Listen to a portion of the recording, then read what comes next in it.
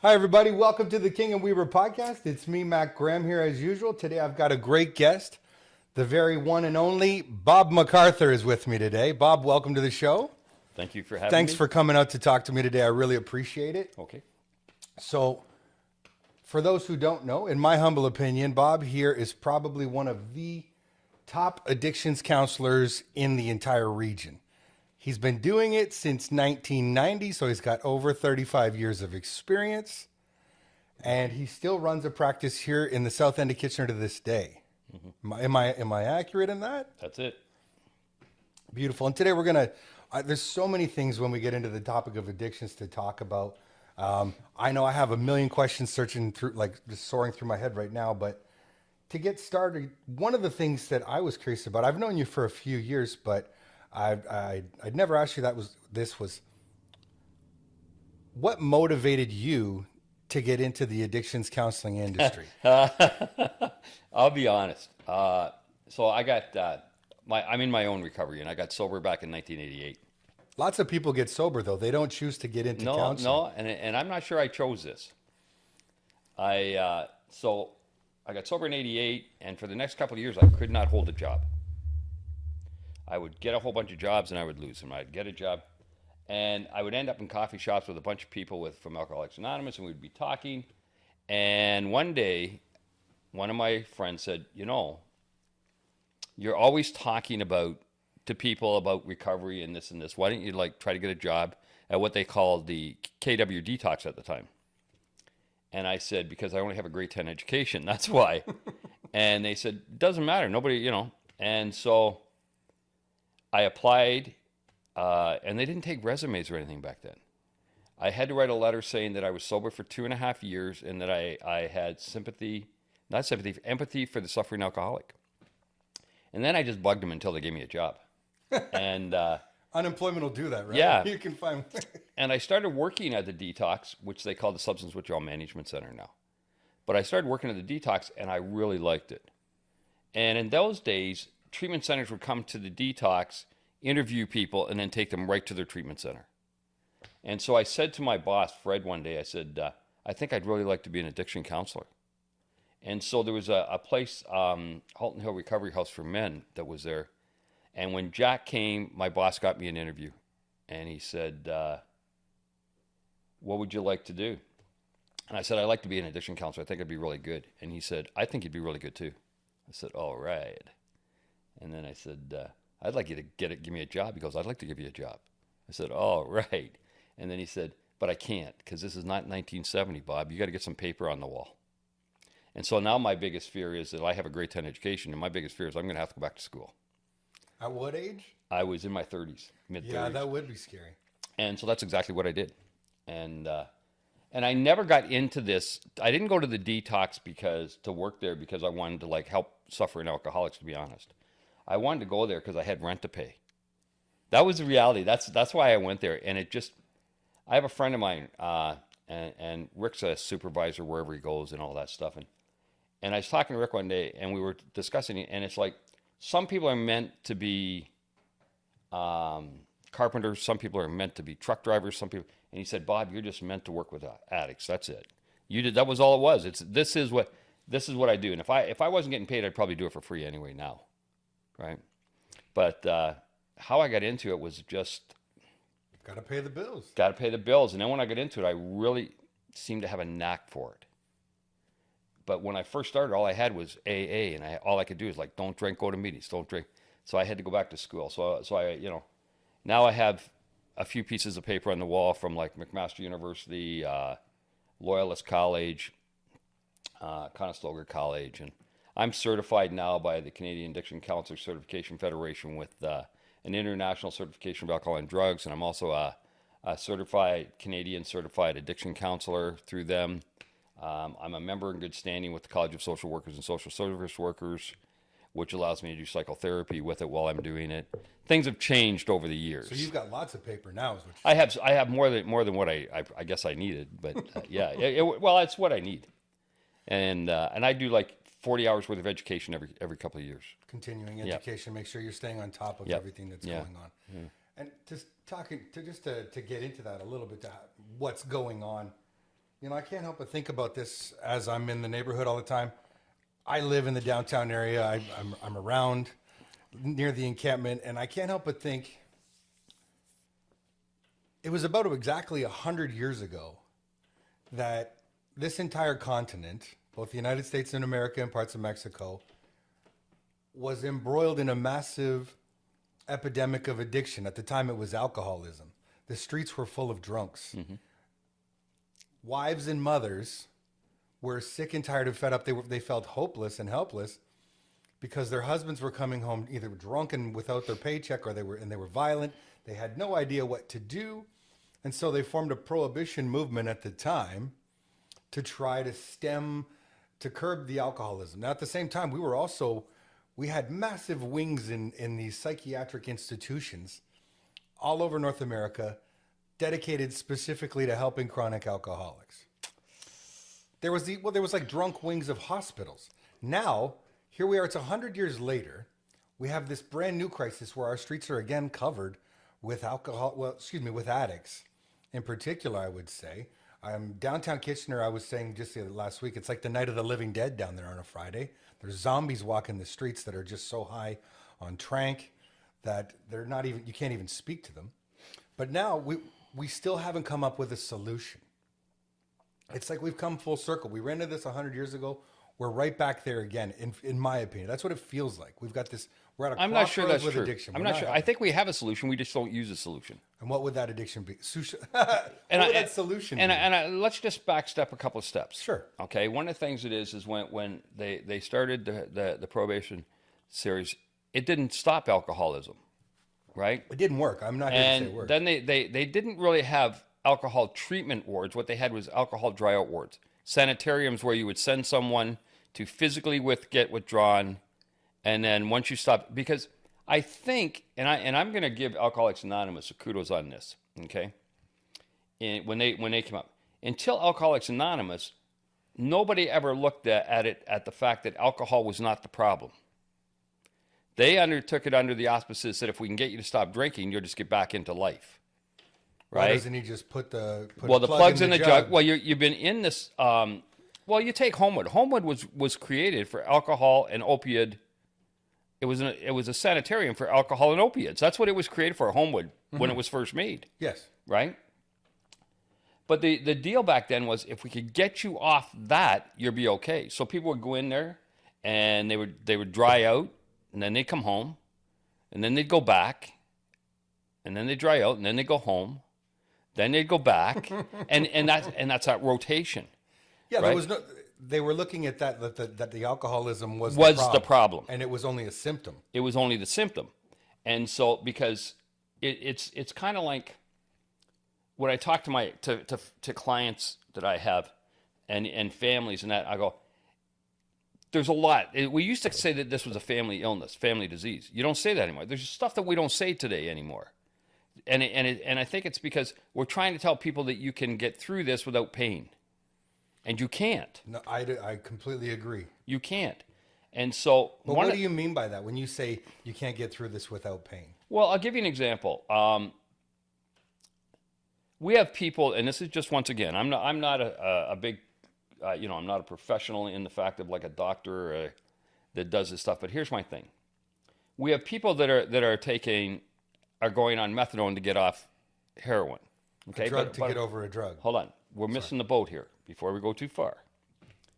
When you get on methadone, hypothetically, we're just going to use methadone. People go, well, it's to get you off drugs. No, it is not. That's not even what it's called. It's not called get me off the drugs treatment. It's called replacement therapy. It's a drug for a drug. Yes, you take, and so that we can manage and control that. And it's like, you got people, and that's harm reduction, they call it. And I don't think there's anything wrong with harm reduction. Well, there's replacement, and then there's harm reduction. Harm reduction, replacement therapy is part of harm reduction. But here's the problem with harm reduction.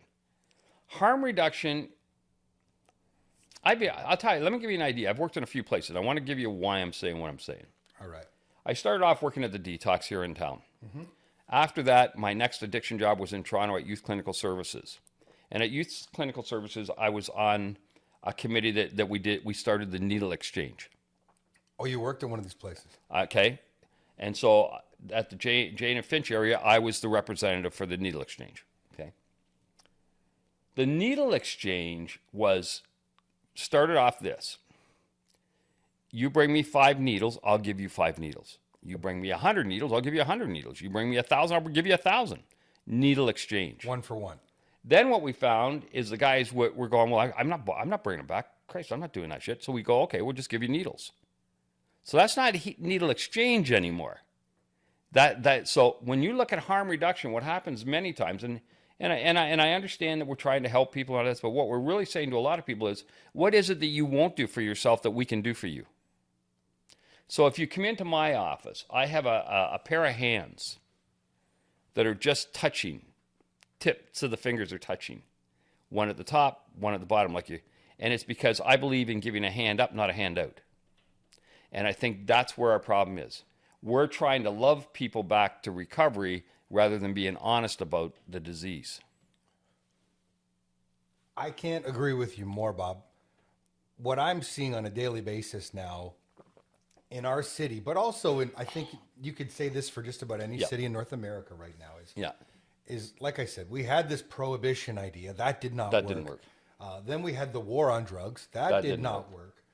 But now we've gone full opposite side of the spectrum where we have new, you work in the addictions field, so you probably know this much better than I do, but the new idea is love and compassion, housing first, harm reduction, not recovery. Okay. And it doesn't seem to be working. I guess my point is... Would you like to have my theory on why it's not working? I would love to talk about why. Because let's face it, I'll tell you why I don't think it's working, because you can call it whatever you want. You can call it housing. You can call it, giving money to people without having to have a residence. You can call it whatever you want. It's called enabling. If what we were doing to these people, if their parent was doing it, we would say that they were enablers. But enablers aren't just your family. Enablers can be the police department, the social services, the hospitals. It can be anything that allows me to stay in the position I am in. That's what enabler is. It enables that. And so all of this system is that. And part of the reason is I'll give you an example. We come up with new terms all the time. Constantly changing the terms. Okay. So we're going along, and then we get this, you're an addict. And I think we needed to take a look at this. But back in the old days, it would be like this. You come to the agency that's in your city, and you go, I'm an alcoholic. Okay. Do you have any mental health issues? Yes, I do. Okay. Then you need to go get your mental health issues taken care of, and when that's done, come back and see us and we'll work on your addiction. So then you go see the mental health people, and they go, are you an alcoholic? Well, you go get the alcoholism taken care of, and then come back and we'll take care of this. So then they come up with concurrent disorders. And concurrent disorders means that I have an addiction plus a mental health. Mm-hmm. Okay. But when it was started was an addiction and a severe mental health, like schizophrenia, bipolar. Do you know what I mean? Yeah. And now it's for people who have like systematic depression. They have whatever, right? And the problem is, if you come to my son, who's a therapist in another town, he goes, Dad, you can't make everything so simple. I said, yeah, you can. And I said, here's a simple fact. I have a concurrent disorder person comes to see me, and here's my spiel really quickly. Do you want to work with me? Yes, I do. Then it's really simple. Start taking the medication you're supposed to take and quit taking the medication you're not supposed to take. And let's start working. That's as simple as it is. There's no big, because as long as you're in active addiction, you cannot work on your mental health.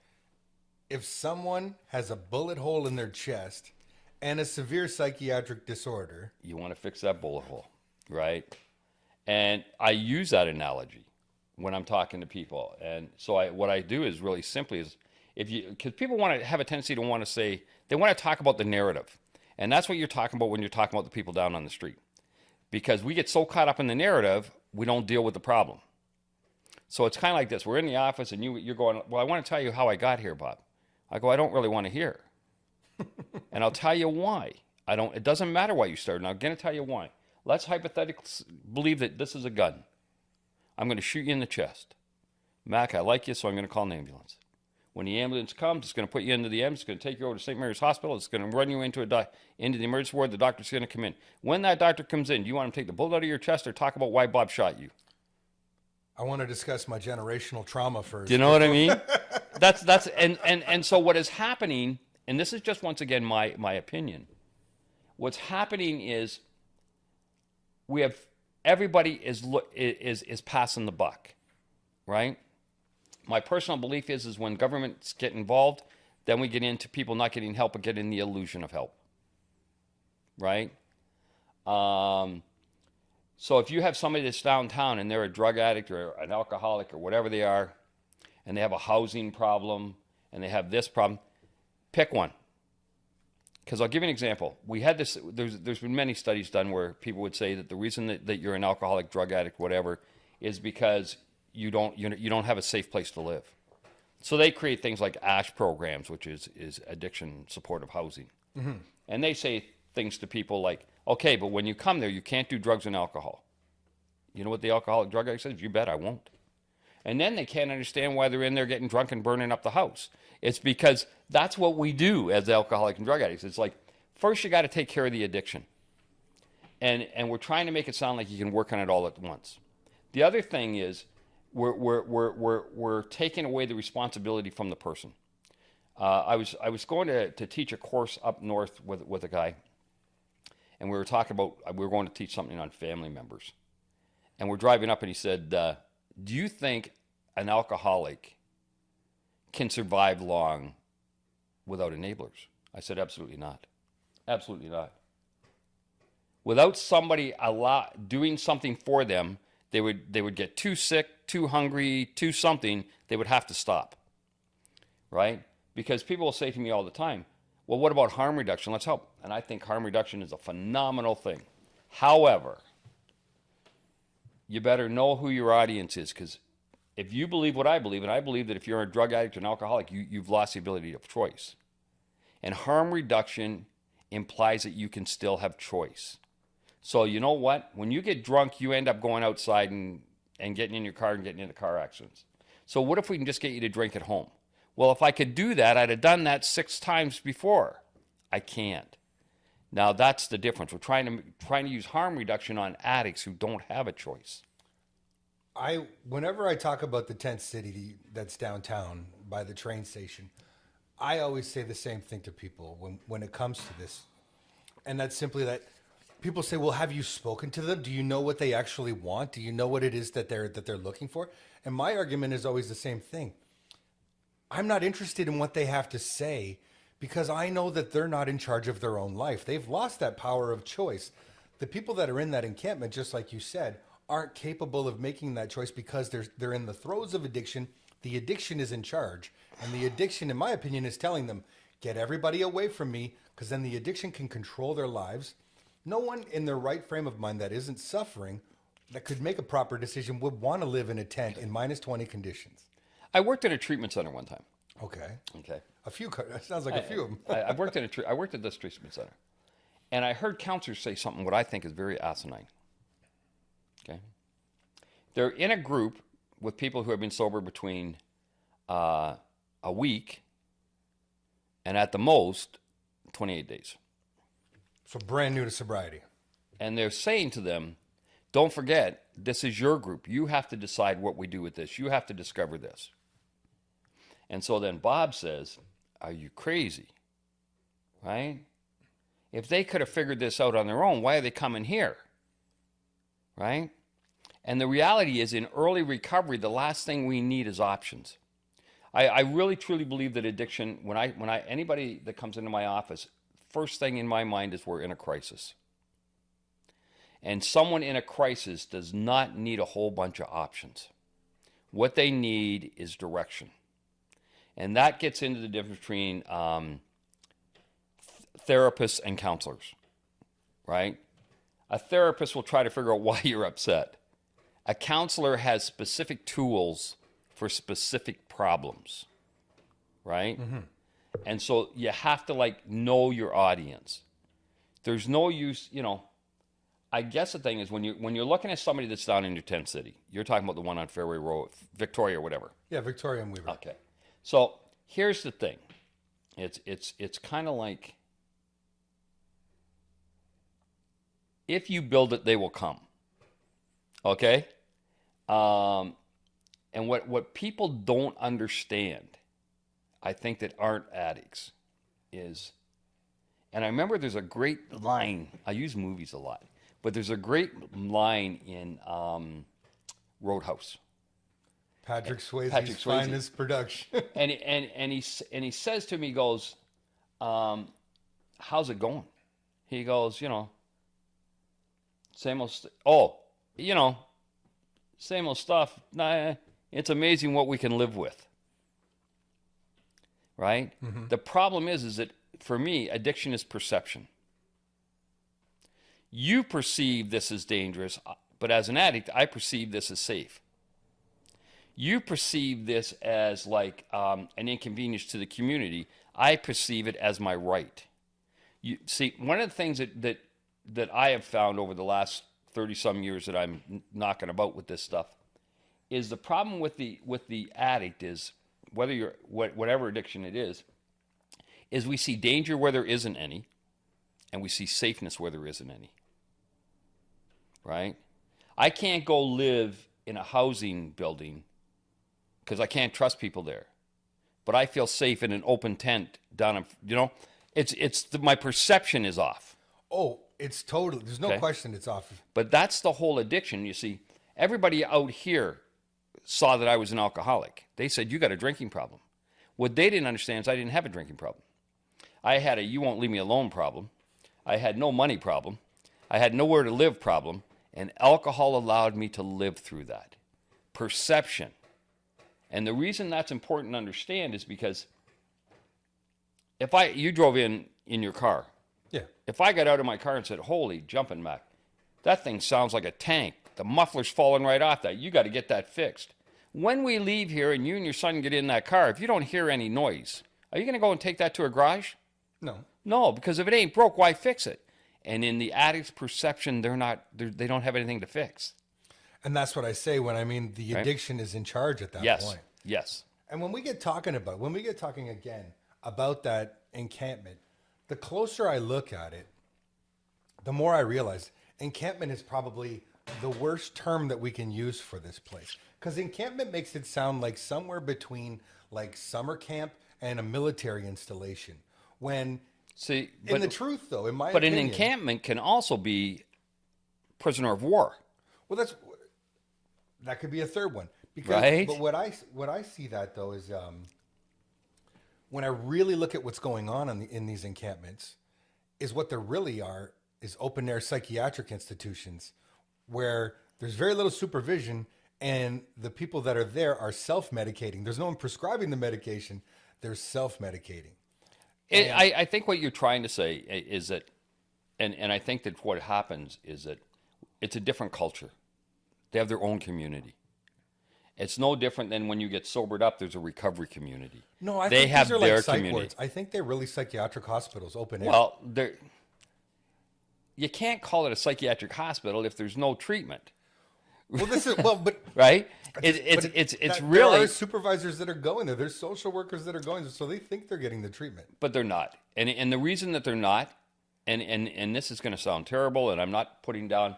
If this is saw by anybody that works in this business. I said to my son one day, because he's worked for different agencies, and he worked for a big agency in this city. He's worked for a couple. And I said, the problem that has happened in the recovery business is we're professionals now, and please, just for 1 minute, so you're a social worker, you're a whatever, and you're doing this, what benefit to you is that person getting well? You got a mortgage to pay. Yeah. You got and what benefit is to your agency for everybody to get well? It's not, because then they don't get the funding. Then they don't. There's no promotion. There's nothing to promote recovery. So what we really want to do, and this is just my terminology, whenever the system gets involved, we get the illusion of change. We get the illusion of help. With that said, I prefer, because what I see the Mancini Group doing as well on the corner of King and Weber across the street, that building they're creating, in my opinion, what they're setting up is a de facto psychiatric hospital. There's going to be a ward in there. There's going to be supervisors in there. There's going to be social workers and doctors in there. There's a mess hall. I'll be honest. I can't even talk about this because I don't know enough about it. Well, I only know because nothing about it. Okay, well, I actually got to meet with Joe, and he showed us my Rotary Club the plans. And when I saw it, I finally went, "This is basically a psychiatric home being run by a charitable organization." That might be. Which brought me to the point where I love the grassroots movement. I love the idea of people helping people because I believe that's the best way for anybody to actually achieve recovery is for one addict to help another. Okay. With that said, though, I do think that some people require institutionalization to get them to a point where they can work with that. And so I feel like we need to rewrite the Mental Health Act of Canada. We need to come up with a solution where we institutionalize people that require it. Because people that are so sick that they're out on the streets screaming and yelling into the air, they're so high they can't get down. They need to go somewhere, whether they want to or not, to get better. Why do you think they don't? Why do you think they don't do that? The government or the government? I think they're all just too afraid. I think originally... No, I don't think that's I it. think originally we had this mental health system where there was all kinds of abuses that took place in the end we found out about in the 1960s, and our solution was to just shut down everything in the 70s, 80s, 90s, to the point where almost all psychiatric institutions are closed. We've closed beds all over the whole country. So why do you and I'm asking you, since you seem to have one side of this that you're on, why are they not doing it? And then I'll tell you what my opinion is. In my opinion, it's become... the cost would be so great they're That's afraid of it. It's about money. It's always about money. It's cheaper to give somebody $400 and let them sleep in a tent than it is to take care of them. It's just that way. But it destroys cities. It destroys these people. There's nobody that thinks it's good. I don't understand, like, especially with these people again. I have no idea. Once again, like I say, my thing is addiction. I have no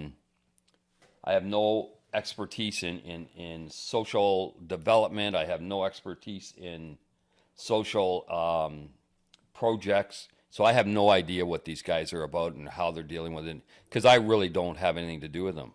But addiction isn't a new thing. We both agree on Yeah, that. but It's been around since man first crushed grapes. What's new is letting them wander around. No, that's not new. Really? That's not new. It feels like it. It feels like when I was a kid, there weren't people like wandering around completely. Let's slow our roll. Okay, Let's slow our I'm roll, willing and I'll to. tell you why. Because when you were young, I'm going to take when I'm young, okay? Because so I'm 67, All right. right? So when I'm a kid, do you know what really is? We got drunks. Yes. Okay. Do you know why? Because drugs weren't that accessible yet. Okay. So it's the 60s. People talk about the 60s like they were there, and they weren't. Okay. And it's like in 1969, Woodstock happened. In 1969, getting drugs, weed, in my hometown of Owen Sound was about the same level as getting a gun from somebody today. It was not like a rampant thing. No. The 70s, it starts to build up.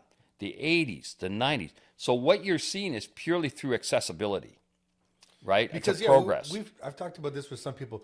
Drugs used to be almost seasonal, it felt like. Well, if you were from small town Ontario, when there was a weed harvest, weed would pull into town. But then some other things would pull in, like hash would show up in your town. LSD would show up, and it would just be cyclical. Yeah. But it was not easy to attain. But here's the thing, and I think that people have to look at this too. Addiction is no different than anything else. We live in a global community now. So does addiction. So like you're getting stuff from all over the place, right? And the reality is when it comes to addiction, right? It's not about the addict. You're not talking about the addict. You're talking about the acceptance of addiction. That's what you're talking about. You're talking about that it's okay to keep in your... and if I'm wrong, you let me know. Okay. What I'm hearing you say is that why are we allowing people to stay like this? Why are we letting people die like this? Okay. Rather than to stay like this. Okay. Why are we calling it humane? Okay. And I'll To tell you... let them sit out there and die. And I'm going to tell you why. I just had a woman and her husband in my office yesterday. All right. Right? And I've had many families in my office. And it's like, Yeah, but he's doing heroin. He's stealing out of our house, and he's doing this, and he's doing that. Time out. I think you kind of skipped it. You had two parents in your office? Yeah, I had two parents of a child who's an addict. Okay, but with the child that was an addict, were they there? I don't allow that. Okay, perfect. I don't think our people would know that. I don't allow that because then it just becomes a fight. Okay? But I've had parents and lots of parents come in. And the bottom line is they don't want to kick their kid out. Even though they're... Because of their... It's always for the same reason. Well, I'm not going to kick him out. He'll die if I kick him out. It's always the same reason. Right? And here's what it ends up. 99 out of 100 times, I'm able to show them that what you're really doing is you're letting him stay there so you can sleep at night so that people don't think that you gave up on your son. So you didn't give it. It's selfish motives. Why does the government do this? So that people don't think bad of the government. It's enabling. It's called codependency. And we have a codependent society today, right? Because the thing is, I tell everybody this. So you don't want him to leave. I was talking to somebody just yesterday, 2 days ago, Wednesday, and she goes, and he used to hang out with the Hell's Angels. And I said, you weren't worried about him dying there, but you don't want him dying in your house. You don't, and it's not even that you mind him dying in your house. You don't want anyone to think that you gave up on him. You don't want anyone to think that you weren't there for your child. And then you would look bad. Then you would look bad. So you're not doing this for those kids. You're doing it so you can live with you. And to be clear, you're from an old school belief system, and I belong to it as well, that every addict / alcoholic has to hit a bottom. So what does that mean? That's the question. I think it's a simple answer. Provide it, please. I will. Every addict must come to a point where they're not willing to pay the price. Where the price of the problem is now greater than the price of the solution. Well, I'm not willing to pay it, right? And the reason that people don't understand that is, I'll give you an example. So I'm living out in Vancouver, and I'm living on Richard Street. I don't know. which is about three blocks from Main and Hastings. Okay. Maybe you've heard of Main and Hastings. East Vancouver. So I'm living there, and I'm about 22 years old. And I'm living in a hotel that costs $200. And the way I got the room was somebody got thrown out the window, right? That's the kind of place it was. Quality I think there establishment. I think there was 20 rooms on the floor and there was 2 bathrooms shared, right? Now here's the crazy thing about this. And I got no money and I'm drinking, I'm doing all my thing, but I'm there. And you know what I'm thinking? Look at that poor guy. Those guys. Oh, you're comparing. I'm looking at these guys and I'm going, they're going to be here forever. Why? Because they're like 30 years old. They're old. I still think if I can get the right job, the right girl, the right whatever, I'll be okay. As long as I have that ounce of hope, why would I give up? I've got to come to a point where I'm not willing to pay the price because I know the price is never going to get less than this. So there's an old guy I know, Grim Jim. And Grim Jim used to say, every addict must come to a point where they believe that their addiction, whatever it is pernicious. Pernicious meaning dangerous and harmful to oneself, but in such a subtle way, I don't even know what's happening. I've got to come to believe. And the problem we're having is we're trying to convince people. We're trying to tell all these agencies in town. Well, there's not a lot, but there's one big agency. But in every area, you got one. And they're all trying to act like you can convince someone they're an addict. They're trying. Just love them enough. Well, it's not even if you love them. If you give them the right information, they just don't know what they're doing. Are you kidding me?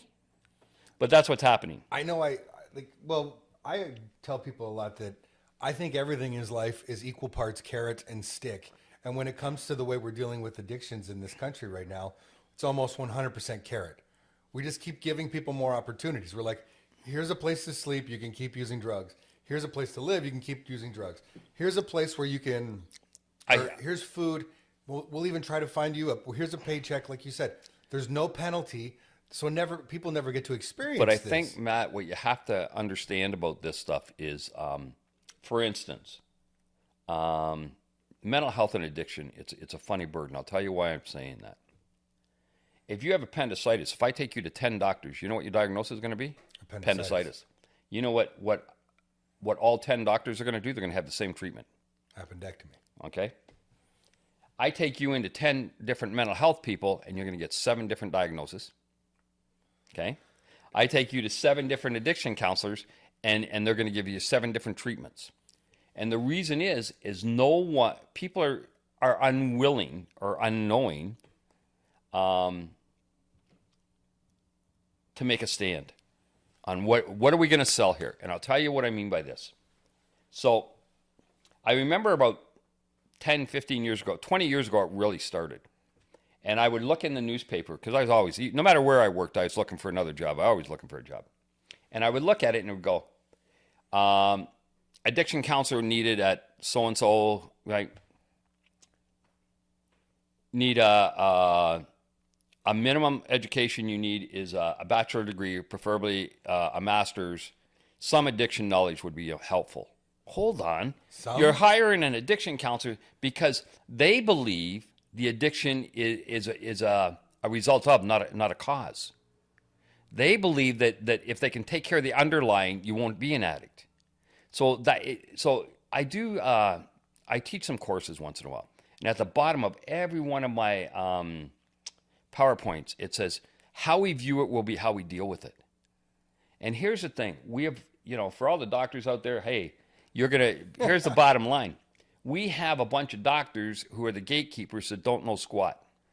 And I'll tell you why, and I don't blame the doctors at all. I remember I was working at Homewood, and Dr. Cunningham had a video, and it said, if your doctor didn't come from the University of British Columbia after 1988, they've had little or no education in the addiction, right? Now, before I went to work there, I worked at another place in the ARF. There used to be a thing called the Addiction Research Foundation. Okay. They put out a report one time, and I went, wow. It was called the 2-7. You know what that is? No. That is that a doctor got 2 hours of addiction education and 7 years of medical training. Wow. Okay? And so now, even to this day, and if you go to McMaster and that, the doctors are getting, but as an elective, you don't have to take it. It's an elective, right? And yet we're making them the gatekeepers. And furthermore, I'm just thinking personally, I wouldn't speak about anyone else, but I can tell you that when I was in active addiction, when I was suffering from alcoholism at my apex, I lied to my doctor regularly. They asked me how much alcohol do you consume. I'd be like, 1 or 2 a week, or a couple on the weekends. That's it. Never, but you ever can't blame the doctor for that. No, this is what. But I don't. But here's the other that. thing though. It's like doctors kind of catch up usually 10 years after. And I'll tell you what I mean. When I was a kid, we used to. If you ever watched shows when I was a kid, there was a Dr. Kildare and all. You would see doctors on these shows smoking a cigarette while they were like, and that was the way it was in the hospitals. Mm-hmm. You could have a cigarette, right? They used to keep a bottle of whiskey on the floors in case somebody was coming in with alcohol so they could give them a shot so they wouldn't go into a seizure or something, right? Mm-hmm. It was just the way things were done, right?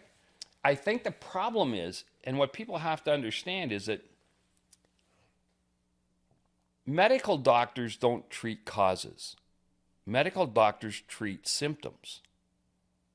So, and if I can quote Alcoholics Anonymous for a moment, Alcoholics Anonymous says that alcohol is merely a symptom. So if I'm a doctor, I believe that the symptom is alcohol. Well, how do we get you off that? We'll give you some antabuse. In the old days, they would give you antabuse. Which is a drug that people can take, which if you consume alcohol, will make you violently sick. Yes. It doesn't mean you won't drink on it. No. It just means you're going to get sick. And so, because they deal with symptoms. Mm-hmm. They don't deal with it. Like, when you go, and so, the problem is that I truly believe this, and this is what I tell my people when they come to my office. And I'll tell anybody this anyway. It's because I get a lot of people blow smoke up me and go, you're the greatest, right? And I go, it doesn't matter how great I am. I don't care. You can go to the best treatment centers there are. You can go to the best counselor in the world.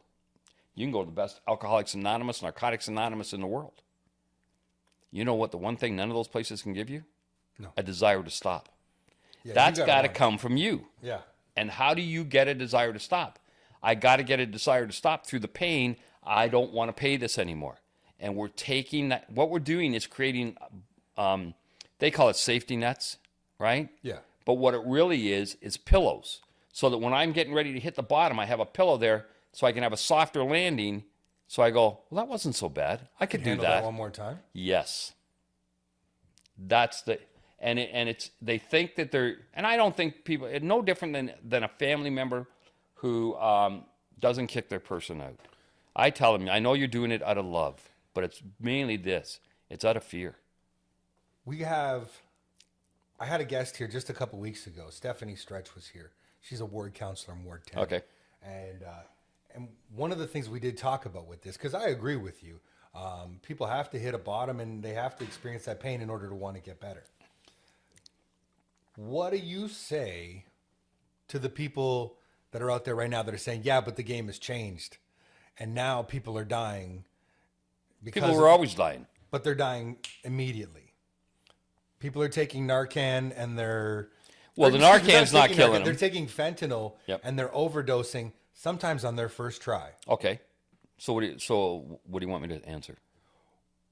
So what do you say to those people who say you can't let them fall because if you do, they'll die? That's what that's what we're hearing. I hear that. I hear that. Hold that thought for a sec. I will. Okay. I don't believe it. Hold that thought. So the first time I take fentanyl, I'm going to die. Okay. Well, then I can't do anything about it anyway because you haven't even done it. Now that you've done it, you're done. There's a reason why everybody tries something the first time. Whether it's to fit in, whether it's I'm bored, whether I'm lonely, whether whatever, right? The thing is, and I'll give you an example of why the fentanyl is a big thing right now, just because it's such a powerful system. Yeah. Okay. But I was working at the detox here in town, and we had, I believe, if the numbers are right, there was 11 people died in like a 3-week period from overdoses of heroin. Okay. And the reason it's because some heroin came in from out west that was like 60% pure, 80% pure, and most heroin was between 5 and 17. Oh, so this was... So it was happening then.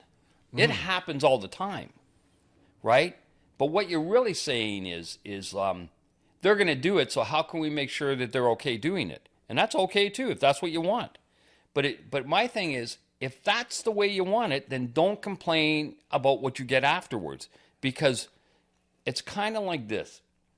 What we're finding out in our society today, in my opinion, is like, and I think AA, Al-Anon, narcotics, I think the 12-step groups really found this out really good, especially for families. And they said, the first thing I have to do is admit that I'm powerless. I can't control whatever's happening, right? But then they said to the family members, you have to admit that you've got no control over it either. And society is still thinking that they can manage it. And you can't. And I agree, but this is a fight. And You can't win. It's a dispute. It's a dispute between people in the, what's the word I'm looking for? The safe supply industry, for lack of a better word. Okay. Compassionate care, whatever you want. They're the ones that are holding Narcan kits. They're the ones that are saying, if I'm not here, they're going to die. How dare you take that service away? And you know what? I have no problem with that. You want to do that, right? I guess what really is like the thing. I don't have a problem. If you want to walk around with Narcan, go knock your socks off. I don't have a problem. If you want to teach people how to use Narcan, I don't have a problem with that. If you want to give Narcan, I don't have a problem with that. The problem is Narcan is not a prevention. Like we're not. You're already dead. If we're not talking. see, we're not talking about something that's trying to help the addict. We're talking about something that's trying to help us sleep at night. So we're doing it for ourselves when we're doing these things. Is what you're saying. Don't you think? This is how I feel. I'm just giving you someone else an opportunity to say what I feel. But I and I don't have a problem with that. I'm going to tell you. I think that one of the things is I'm not a religious person, but I got to give credit where credit's due. Most of the things that we have that are like really a wash now started off as good things done by usually like church-going women who would do soup kitchens, church-going people who in it would help alcoholics, because it was just about giving them a hand, right? They were giving them a helping hand. Yes. But then once the government got involved, then it became a handout. Right? And so, and somebody asked me, why do you think they do that? And people can say what they want. I believe that it's a good way to control people. Very interesting. You control everyone.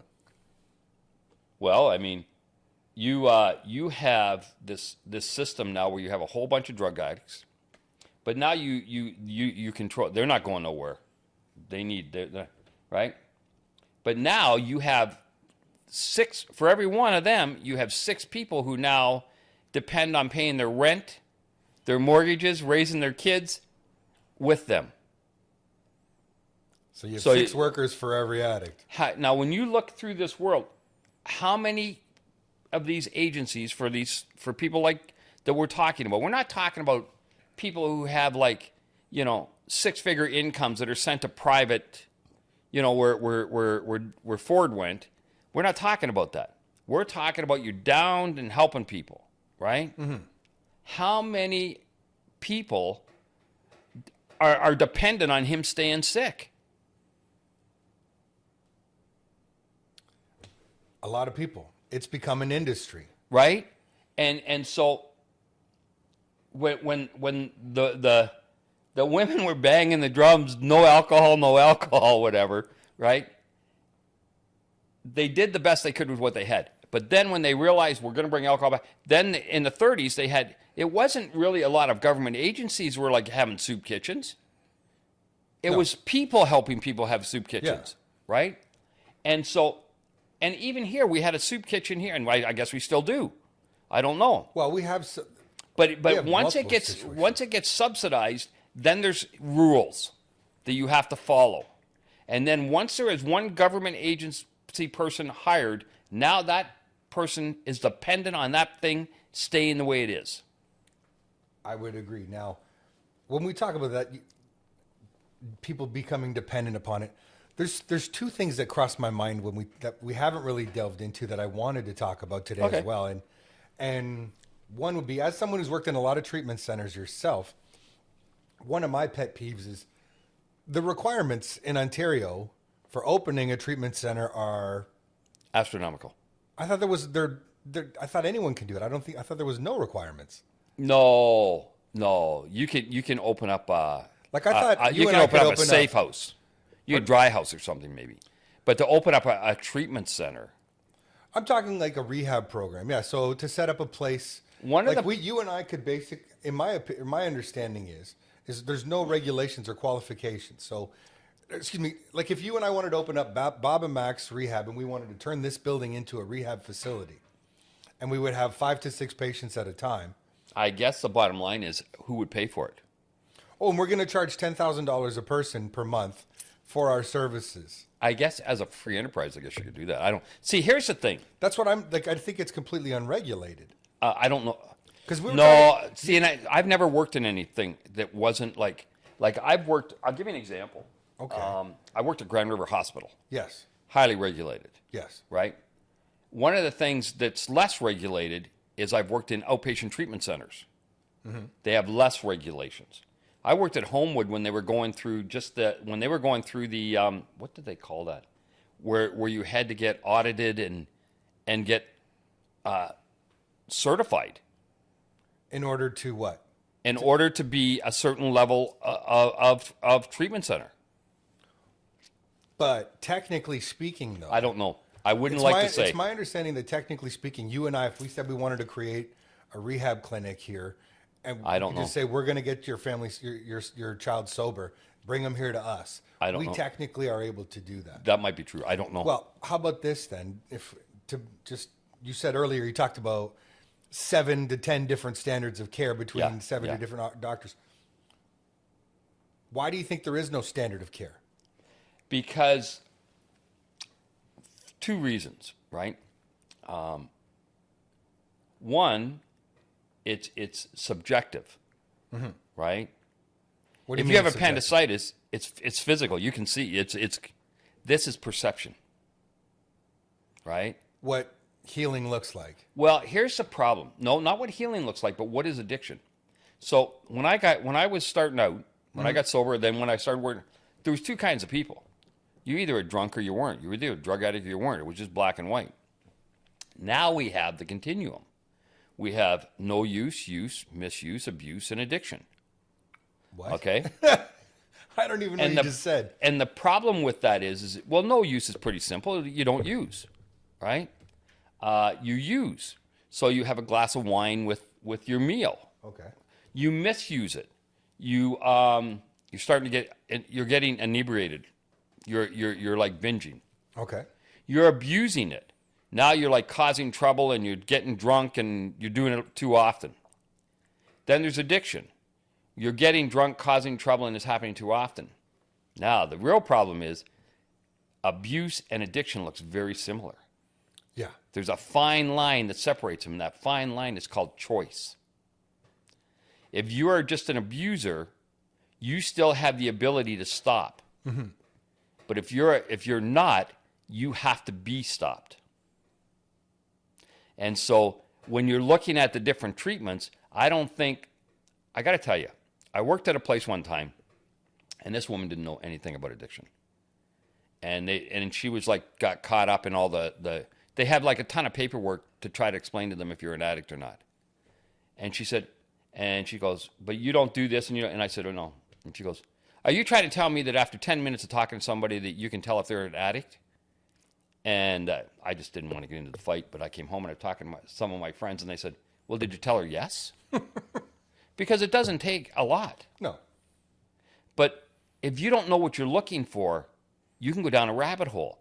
And when you have a whole bunch of people who are masters of social work or masters of counseling who have never even looked at addiction, and you're your addiction counselor, yeah, we have a problem.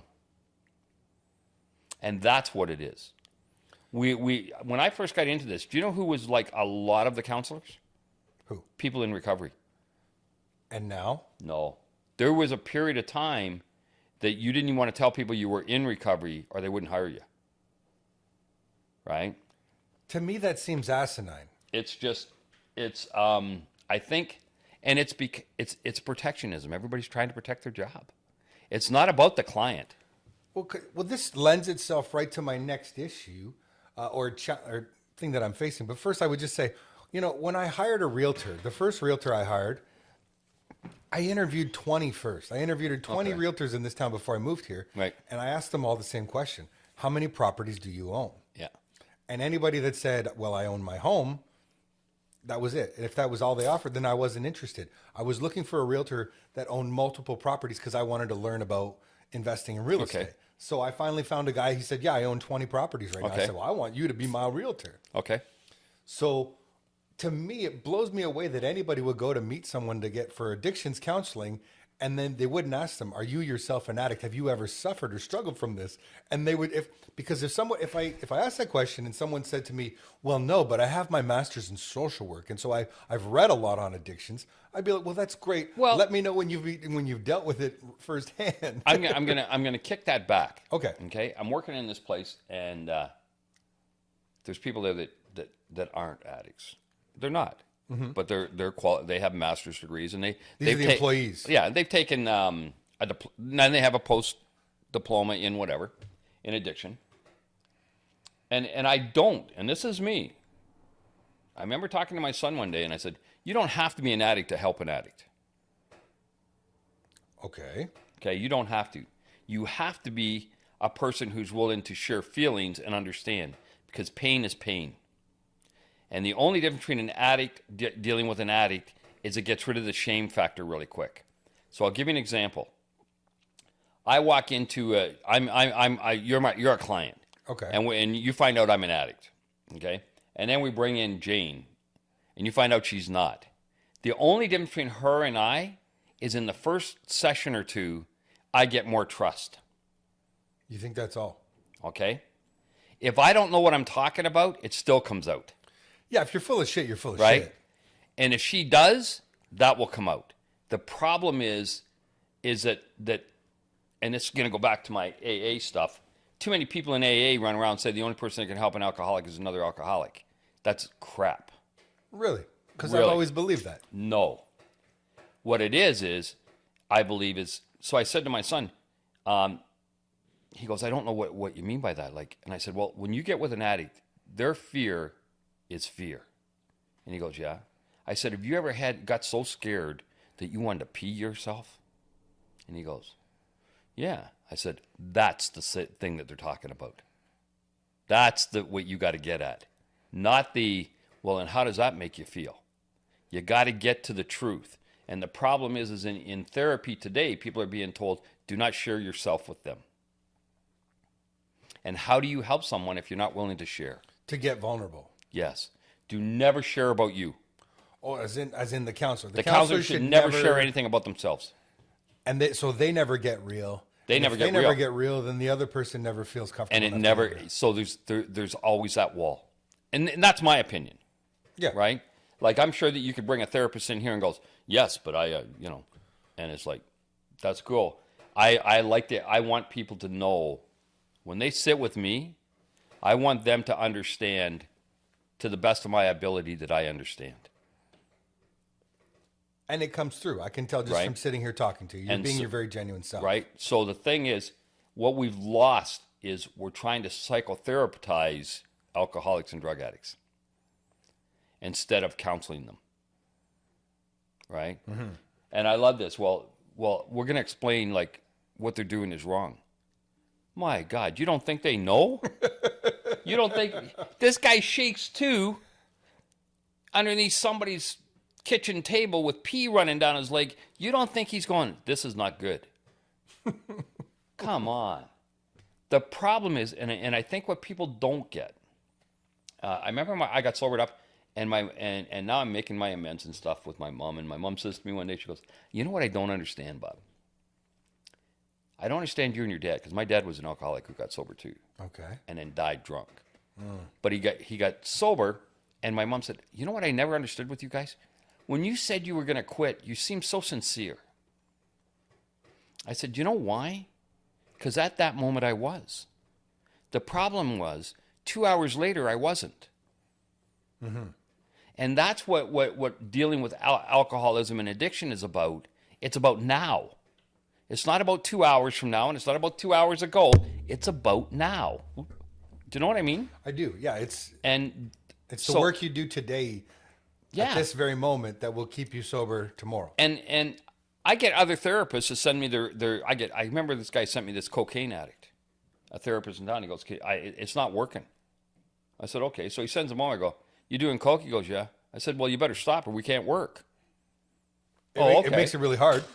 Because he was trying to figure out, how do I get him to do his stuff while he's doing coke? I'm like, Well, good luck. it's like, it's okay to say what's on, like, well, we can't tell him. It's kind of one of those AA things. You can't tell somebody they're an alcoholic. Well, that's a load of crap. This leads me, though. This here leads me. What you just said right there leads me to the next thing I wanted to talk about. Okay. And it's another topic. What I hear a lot from people in the Recovery stuff. recovery community constantly, they say to me, there's not enough beds. I have people that I want to send for treatment and I can't even find them a bed. My argument to them is there are a minimum of 3 meetings a day in this city, if not more, with regards to 12-step work like Alcoholics Anonymous and Narcotics Anonymous. So there's places where people could go and receive care and treatment every single day, should they so choose to, and it's actually free. But there seems to be a real push in the counseling social work community away from the 12-step programs in spite of its track record. And I want to know why you think that is. And I will tell you why I think that is. Okay? Couple of things. Okay. 2 things I want to point out right there. Sure. That you just said. There's not enough beds. Okay. So the Addiction Research Foundation, which is now CAMH, Center for Addiction and Mental Health. Yes. So they joined with the Clark and that, they made that. But in the old days, they wrote this thing. And you know what they wrote? What? They wrote that 85% of people who go to treatment do not need to go to treatment.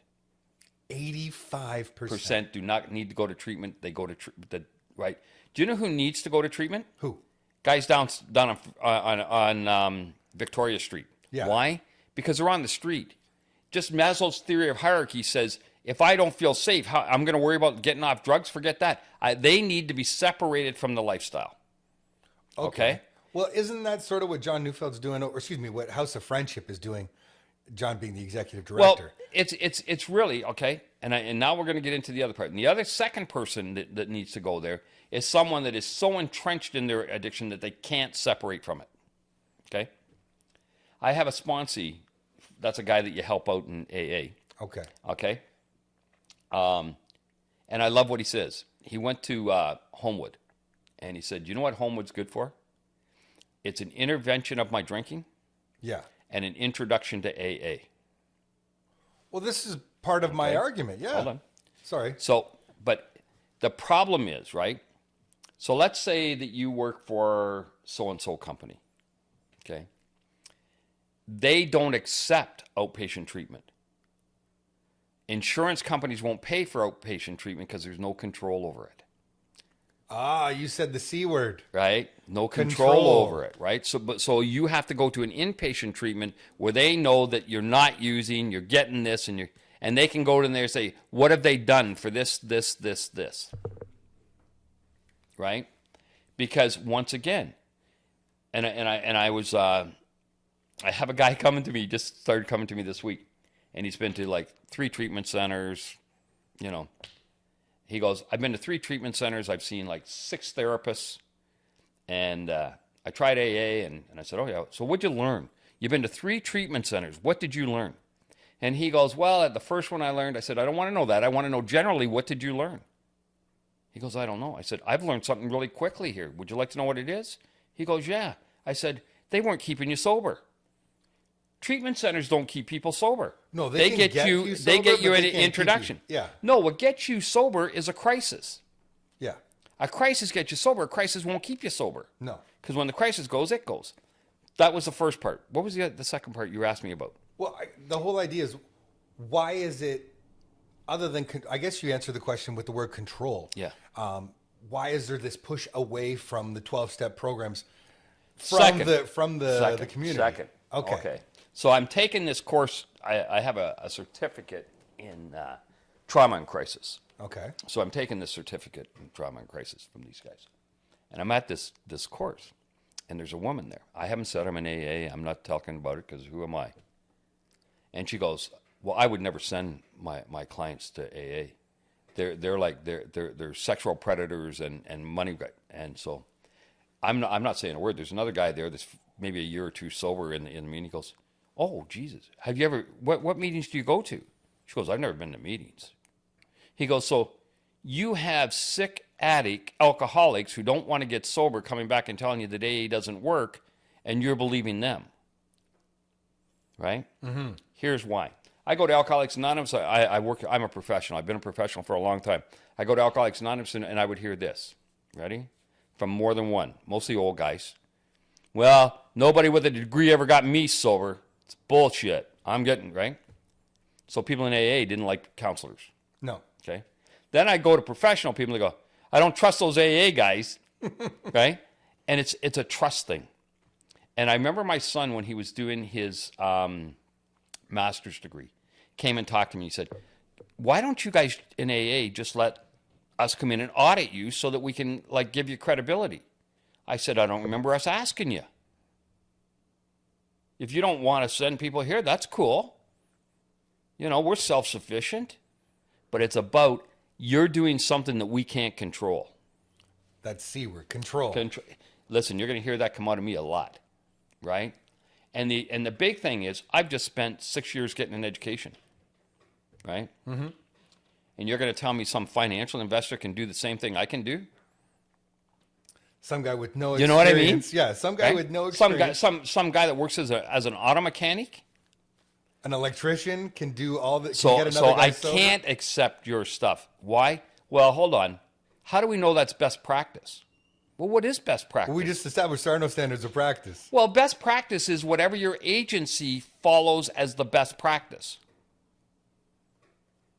Right? Mm-hmm. What your best practice is might not be what another hospital 500 miles away is using, because they have a different best practice.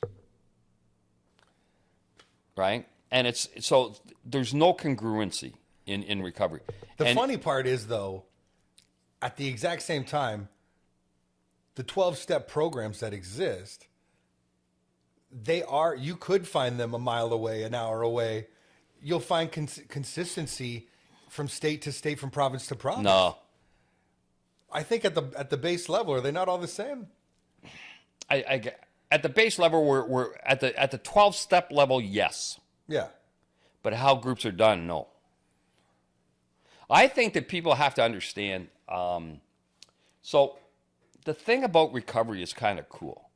So remember I said that you can't tell somebody they're an alcoholic. Yeah. That's a load of crap. I get clients come in my office and I go, when people say you can't tell somebody an alcoholic, they don't mean I can't tell you. We can just do these tests and I can show you're an alcoholic. What I can't do is convince you. Yeah. Only That's what they mean. Yeah. That's what they mean when they say you can't tell somebody they're one. You can't convince them. So what does convince them? And this is what people are not buying into in this stuff out here in the community. And I love how Alcoholics Anonymous, and I give Alcoholics Anonymous, in my office, I have a whole shelf of 12-step program books. And then above it, I have a whole bunch of psychology and every other book. And I tell people, I believe that this AA stuff and this NA stuff and all that, I believe they're 100% correct. Not because they say they are, but you see all these psychological books because they say they are. Right? Yeah. And so they say in the big book of Alcoholics Anonymous, which is the basic text, they say alcohol, right? What destroys us? John Barleycorn. Alcohol is what gets us sober. People don't get us sober. Alcohol gets us sober, right? Well, when you're talking about street people, we're taking away the bottom by letting those drugs take them to a bottom, okay? And we used to have the ups. Do you know the ups? No, I don't. Okay, the ups are you either sober up, get locked up, or get covered up. That's just the game. That hasn't changed. All you're doing is prolonging whether you get sobered up, covered up, or locked up. Yeah. We're just prolonging the pain, right? Yeah. So I always say that I always say to people, like, the people that are in favor of safe supply or whatever, nobody actually believes that taking drugs is good for you. So why do we allow these people to do it? Here's my thing. I don't have a problem with that. I truly believe that if you want to do drugs, knock your socks off. But do you want me? What if me as the taxpayer, I have to pay for your drugs? So now we're going to go on the other side of this for a second. Okay. So I'm diabetic. Yeah. I get metformin. I don't pay for it. How come? I don't know. Because I have a chronic disease.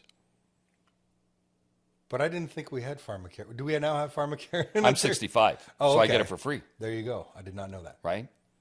And it's because once we decided, right, that addiction was a mental health problem, a disease, Yes. then it falls under the same scope, right?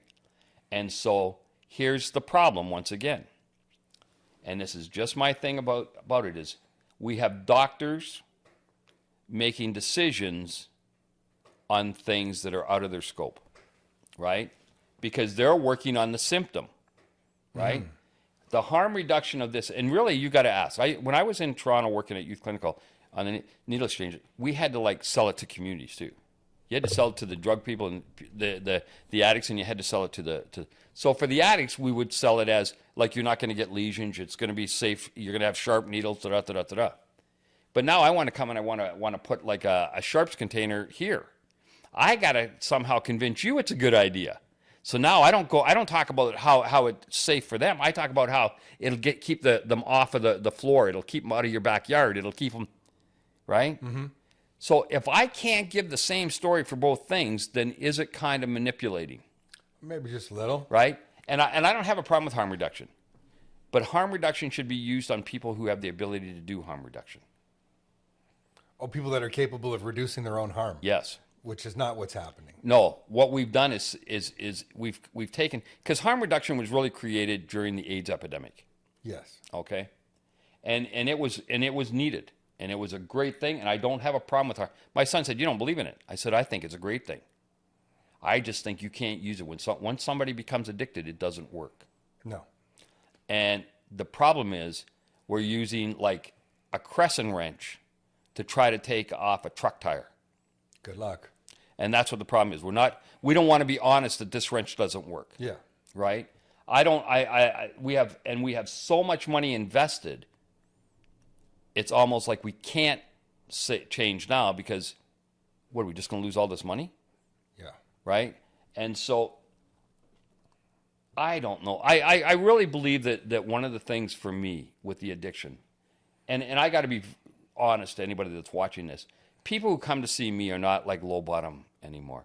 I've worked with low bottoms, that are, and we get them and clean them up and send them off to Salvation Army and do this thing. Because the people who come to me, they got to pay me $150 an hour. They can afford, they're still going, right? But it doesn't mean they haven't hit a bottom, because I think what people forget is that addiction is a threefold disease: a physical, mental, and spiritual. And spiritual to me is emotional. So you have an emotional problem, right? When I stopped drinking, for instance, I could have physically kept drinking for another couple of months, right? I emotionally and mentally couldn't anymore. So because we have a brain disease, that's what gets us in here. Not the physical, this. When I can no longer live with this. Yeah. And so people who come to me, they can't live with this, even though they still have a house and a Audi and do you know what I mean? Mm-hmm. But they can't live like this anymore. Because I think what people have to understand is addiction isn't just what happens in the tents. Addiction happens in the penthouses. Oh, it's addiction everywhere. happens, the only difference between the guy there and the guy up there is this guy is doing it with Chardonnay. Oh, Do you know what I mean? I know exactly what you mean. I used to work in the beverage alcohol industry before, Right. a long time ago, and I used to go down to the Queen's Quay liquor store in Toronto, Yep. right down at 1 Yonge Street, and I can still remember 9 a.m. as soon as the store opened, there would be all these Mercedes and BMWs all parked in the parking lot, and then you would be seeing the plastic gin bottles flying out the windows, Yeah. and these guys were getting drunk before they headed up to Bay Street to go to work. And so coming back to your thing about the tents and all of this stuff is, and I think that I remember, because I have a home, I have a woman in my life, I have kids, I've got a lot I wasn't always that way. No. I've slept under bridges and why? So here's what I tell people. I live just off of Skid Row in Vancouver. Okay. Okay. Yeah, we talked about that. Why didn't I get sober then?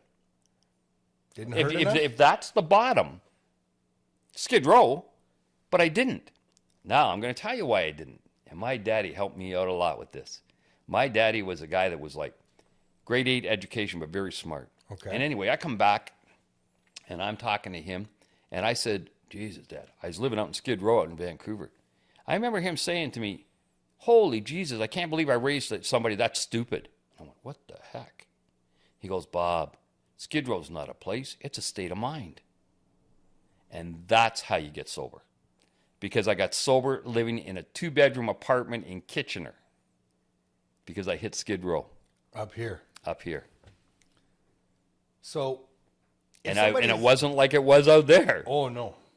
So, for anybody that's listening to this or watching this Right. today, and they think they might have an issue with either drugs or alcohol, but they really don't know what to do, what would be your preliminary advice? So if I think I have problems, right? First of all, okay, this is just me. Yep. People who think they might have a problem usually have a problem. People who don't usually think they got a problem if they don't. Like non-alcohol. I remember I worked with this guy, Dr. V. And Harry and I were talking one day, and this guy's going, I don't know if I'm an alcoholic. And he goes, you know what? I got to ask you a question. How much do you think about birdseed? This guy's like, what the heck? I don't think about birdseed. He goes, yeah, that's about how much non-alcoholics think about booze when they're not drinking. Right? Pretty simple. Pretty simple. But I guess I would seek out a professional to discuss it with. Right? Well, we just already established too that doctors don't really know what they're saying. With regards to alcohol. Here's the other thing too that people must know. Because people say, well, do you know somebody I can go to? I don't. Because I have a private practice. And we're isolated. We're siloed. Right? Mm-hmm. I might meet you at a conference or something. Yeah. But we're siloed. And so I don't know. I really, one of the things, if you think you have a problem, if it's with alcohol, give AA a shot. Go call them. Like, if you're, I got to tell you, I've been in AA now for 37 years. And people who are not alcoholics don't usually stay long. Do you know what I mean? They just don't. They come, well, I don't think this is stuff, right? And it's not always because they want to go back. They're alcoholics who don't want to get sober. They're just not alcoholics, right? But I think one of the things is that seek somebody out that you think knows what they're talking about. But really ask yourself a question. There's treatment centers. And if you go down, I guess the House of Friendship's your big thing here. And the House of Friendship, if you go, they're going to give you like the ADAT tools, or they're going to do the GAINS tools, and they're going to do an assessment. And it's like 42 sheets of paper and whatever it is. You come to my office, we do 3 questions. Really simple. I just go to my whiteboard and I go, yes, no, 1, 2, 3. Do you ever drink more than you say you're going to drink? Yes or no? You ever try to quit, slow down, or stop, but couldn't, went back drinking? Yes or no? Do you ever have negative effects from your drinking, but continue to drink anyway? Yes or no? If you drink more than you say you're going to drink, are you in control, or is the booze in control? I think the booze. If you say you're going to stop, slow down, or quit, and you just can't, are you in control, or is the booze in control? And the bottom one thing is negative consequences. In my profession, we call that self-harm if you get negative consequences. And the truth is, if you self-harm, we usually form you and put you in a psychiatric ward because you think we have a problem. So either something's controlling you, or you have mental issues that you need to get fixed up. Either way, you need help. That's the 3 questions I use, and that's all I do. And done. Now, Done. Conversely, if someone is listening or watching right now, and they are the parent or the spouse or the brother or sister of someone who they believe has a substance abuse problem of some sort, what is your advice to them? Same. I would say that, and I do this even with clients that come to me. Yeah. Go to Al-Anon. Check out Al-Anon. Al-Anon is the family and friends of the alcoholic. And if your son or daughter is a drug addict, you can go to what they call Nar-Anon, which is Narcotics Anonymous Family and Friends, right?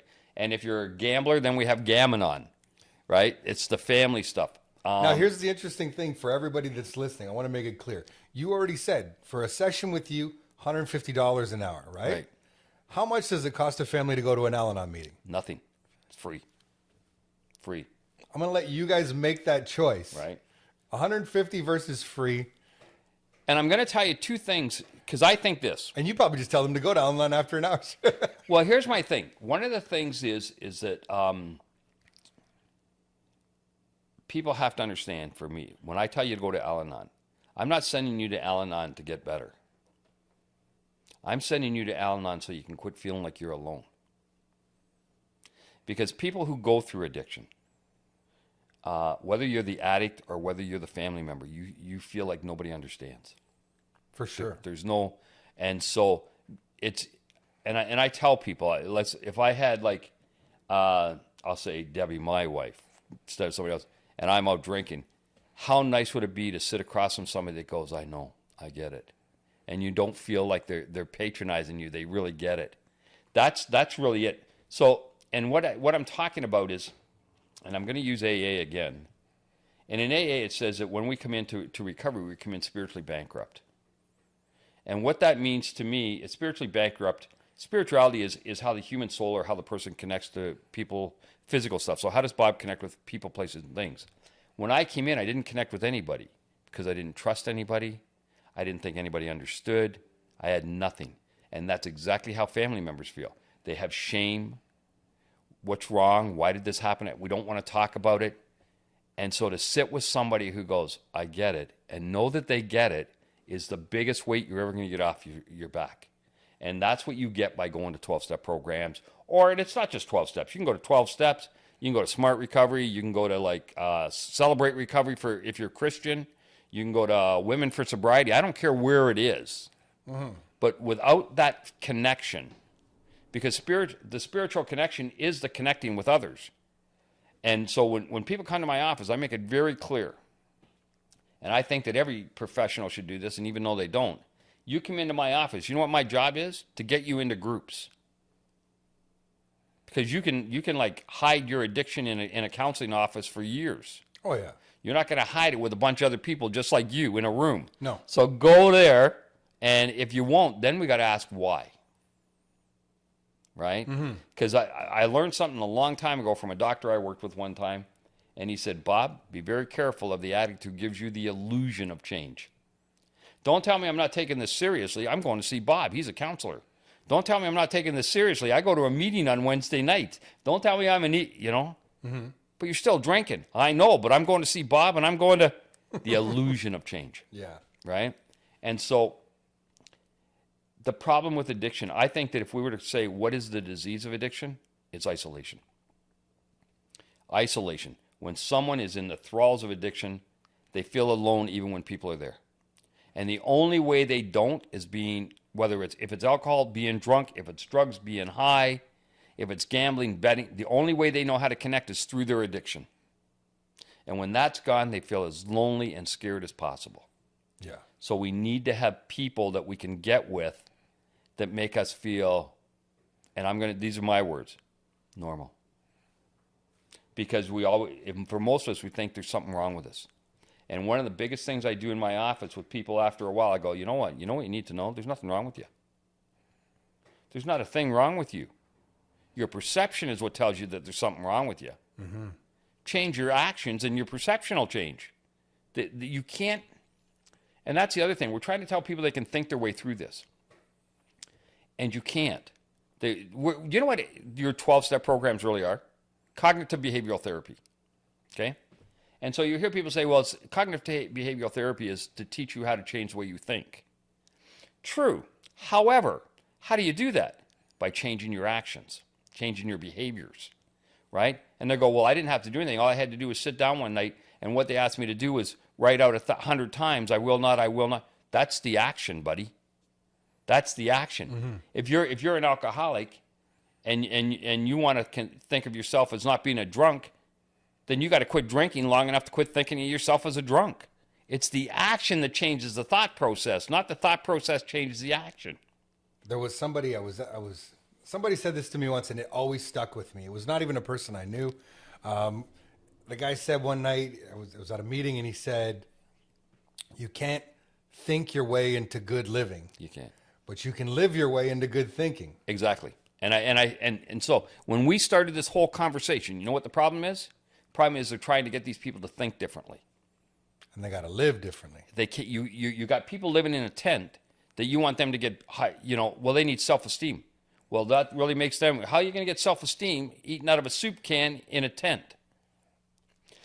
So as long as they're like that, they're just going to be, and then their esteem says I'm not worthy. But when I do a little bit of whether it's meth, whether it's I feel hipper, slicker, quicker, and hotter. So I'm good. Leave me alone. And what people don't understand about addiction is not when you're drinking. Addiction has nothing to do when you're on drugs. Your addiction doesn't even start until you stop drinking. Because I look at ASAM, CSAM, the American Society of Addiction Medicine, the Canadian Society of Addiction Medicine, and what it says is what the addiction is the pursuit of the alcohol, the pursuit of it. It's all that stuff that happens when you can't drink. Yeah. That's the addiction. Because when I drink, I'm okay. You maybe got problems, but I'm okay. But when I can't drink, you're okay, but I'm not. So how do we get that? I got to work on the not drinking. I don't have a drinking problem. I have a living without alcohol problem. Yeah. And unless I look at it like that, I'm going to just keep flipping the script. And that's what's happening with what you're talking about in the earlier stuff. Mm-hmm. Right? We think that, you know what your problem is? If we gave you housing. Yeah.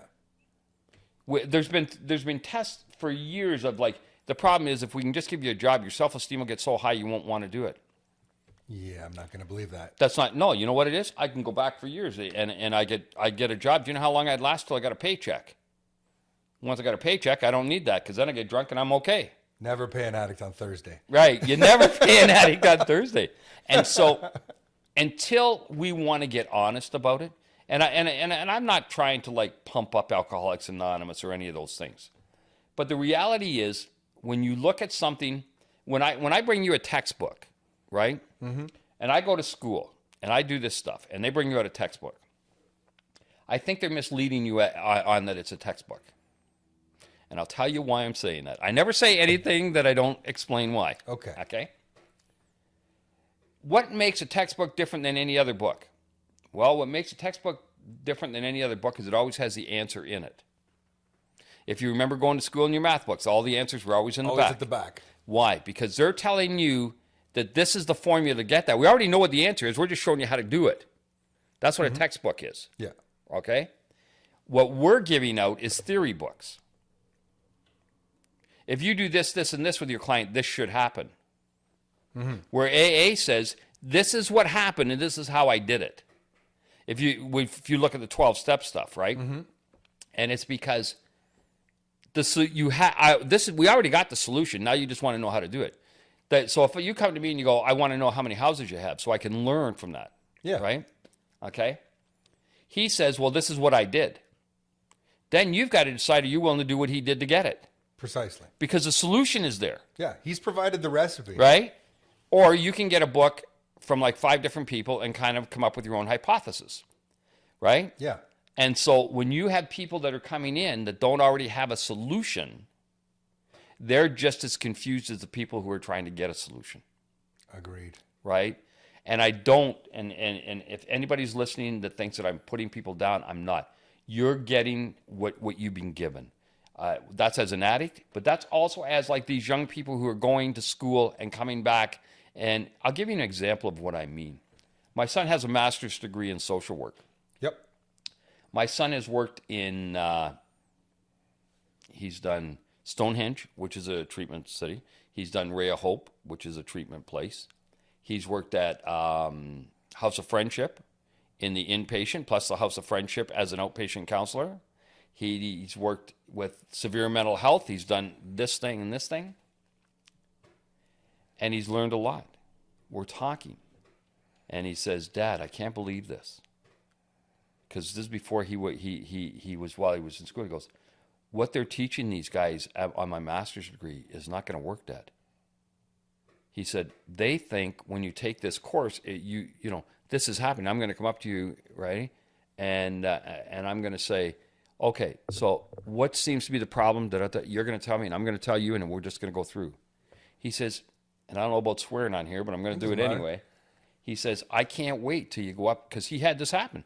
Some of these people are going to go into treatment centers, and you're going to walk up to a 15-year-old and say, you got to, listen, you have to do that, and they're going to go, fuck you. Yeah. They're going to melt, because there's nobody's explained that the book doesn't tell you what happens when it isn't perfect. Yeah. And when you work with addiction and mental health, and the worst thing ever happened to addiction was mental health. Right? Okay. And I'll tell you why I'm saying that too. Okay? But we're not training people on how to deal with people. We're training them how to pass exams. Okay? So, it should be more like an apprenticeship program. Yes. Right? Now, in Europe, everything's an apprentice. Psychologists are apprentice. Carpenters are apprentice. People who print cards take an apprenticeship. Right? Because they think the way to learn is through people. Yeah. But here, addiction, when I started working this back in 1990, it was very much, Halton Hills had a thing on their wall, and it said, ask questions, shut up, and do as you're told. I know a guy that used to be the supervisor there, and they said, you might have to leave, because we can't talk to our people like that. That's like, you know. And so he was gone. And that's because when I got sober, mental health, here's the difference. If you get a social workers did all mental health. They didn't do addiction because we were crazy, right? But social workers, here's the difference from what I believe. Here's what a social worker says to you, okay? How can I help you? Okay. Here's what an addiction counselor says. How can I help you help yourself? You see the difference? Yeah, big difference. And so so we got into this like concurrent disorder, and mental health and addiction came together. Remember I said that? Yeah. And since that's happened, the mental health system has taken over the addiction, and we're doing the same thing. Like they're doing client-centered focus stuff in a treatment center. How do you do, like client-centered focus is like, where are you at and what are you willing to do, right? Which is great, and I think it was created for outpatient because once you leave my office, I have no control over you. So we got to find out what you're willing to do and can do it. But a client-centered focus won't work in an inpatient treatment because, well, you want to quit drinking, but you don't want to quit smoking dope. So, when you get a break, you're going to go smoke some dope. Yeah.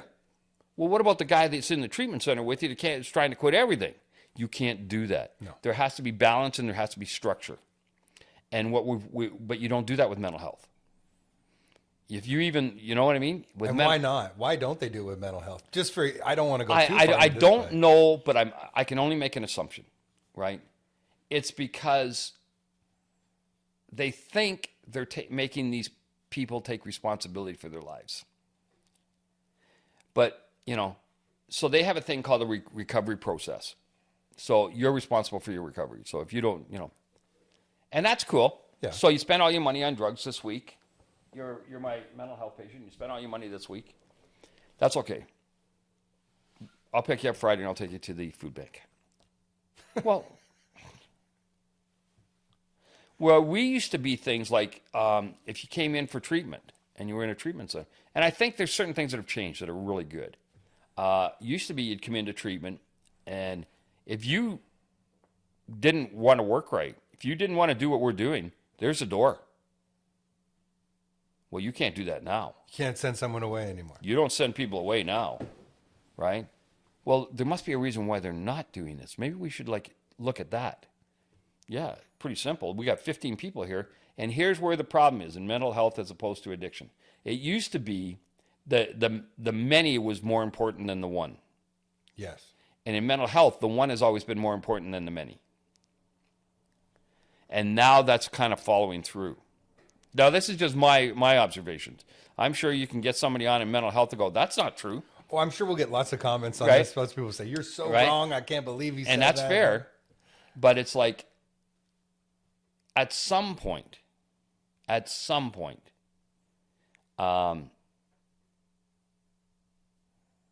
things will change because they do. We pendulum. Yeah. We pendulum. We go like, we're not helping anybody we do too much for them.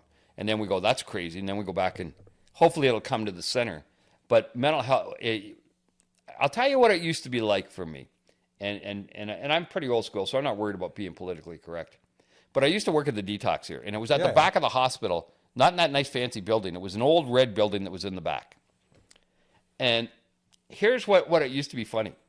We used to have and our patients would see the mental health patients coming by. Mm-hmm.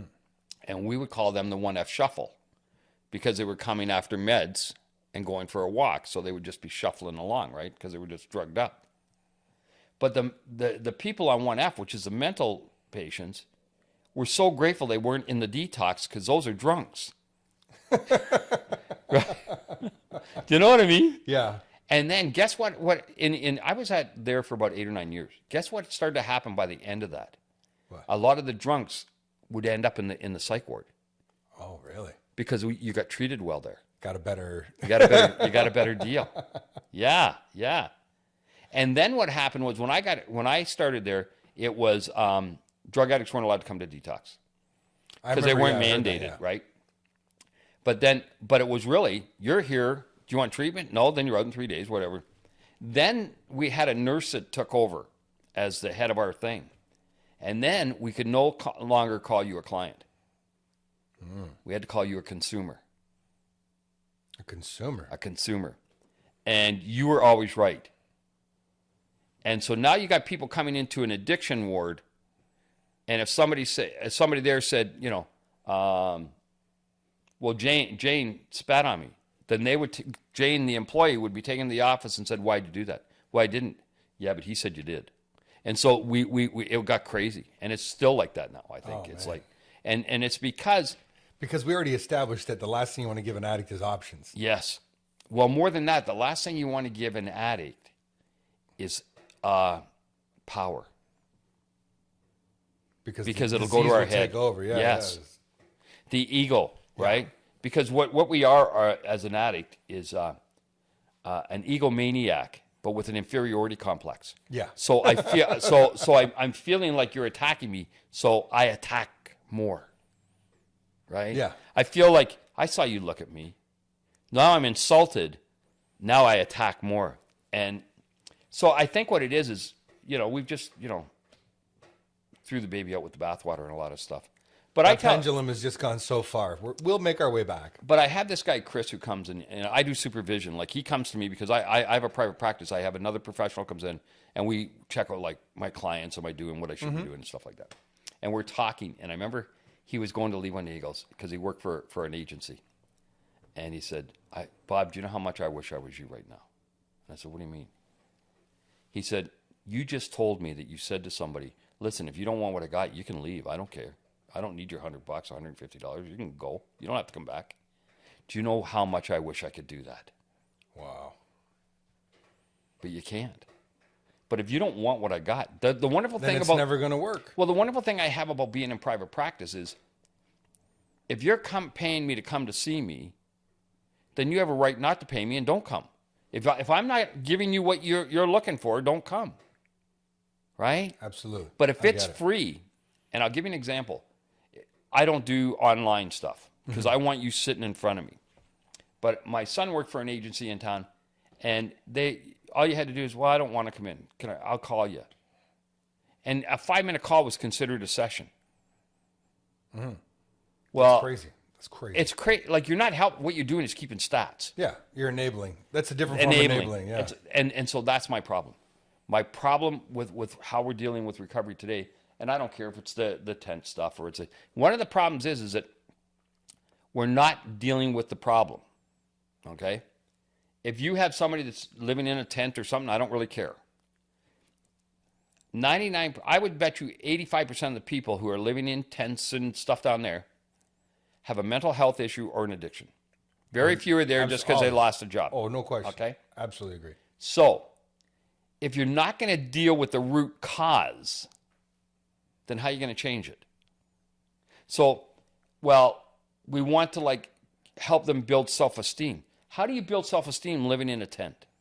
How do you build self-esteem never having a job? So one of the things I talk about is what is self-esteem, right? And so with my clients, they go, well, it's how you feel about yourself. Well, kind of. But it's more, what are my core values? If I believe that a man should get up and go to work, right? And I see you, Matt, get up and go to work every day, I'm going to hold you in high esteem. Yes. Then if I get up and go to work, I'm going to hold me in high esteem.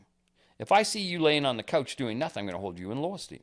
Then if I'm not doing anything, I'm going to hold me in low esteem. So my self-esteem is not based on me. It's based on how I see your expectations you living my values, and am I living up to them?